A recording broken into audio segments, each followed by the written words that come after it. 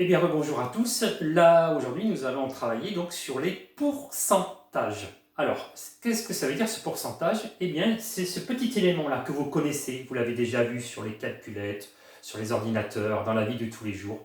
C'est un mot qui est assez connu. Alors, pourquoi travailler sur les pourcentages? Parce que lorsqu'on a affaire à des quantités, des nombres, et parfois on a du mal à se réaliser. Par exemple, si 16 élèves portent des lunettes sur 160, on a du mal à réaliser la quantité. Par contre, si on transforme ceci en 10%, eh bien, notre esprit va mieux raisonner, cerner la quantité avec cette notion de centaines. Voilà, donc d'où l'idée d'utiliser les pourcentages. Alors, comment s'écrit ce pourcentage? C'est très simple. Eh bien, il s'écrit comme ceci. Le nombre 20 plus le petit sigle là qui signifie pourcent. D'ailleurs, ça, en lettres, on va l'écrire comme ceci. 20%. Alors, ce pourcentage, vous le connaissez déjà, puisque nous l'avons travaillé avec les fractions décimales. En effet, en fait, un pourcentage, 20%, c'est exactement la même chose que 20 centièmes. D'ailleurs, on pourrait dire 20%.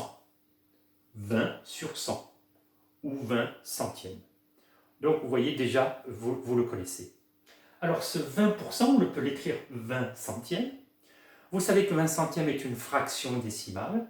Donc une fraction décimale peut se traduire par une division, donc de 20 divisé par 100. Et le résultat de cette division va nous donner 0,20. Donc 20%, c'est égal à 0,20. Alors, maintenant, on va calculer, parce que les pourcentages, soit on peut fabriquer un pourcentage à partir de nombres, soit on peut calculer le pourcentage d'un prix ou d'une quantité. C'est ce que nous allons faire maintenant. Prenons 20% de 42 euros. Imaginons que papa ou maman vous ait donné 42 euros d'argent de poche et vous allez devoir consacrer 20% à acheter, par exemple, des fournitures scolaires. Je sais que 20%, c'est la même chose que 20 centièmes. Donc, je vais multiplier 20 centièmes par 42 euros. Mais je sais que 20 centièmes, c'est la même chose que 0,20.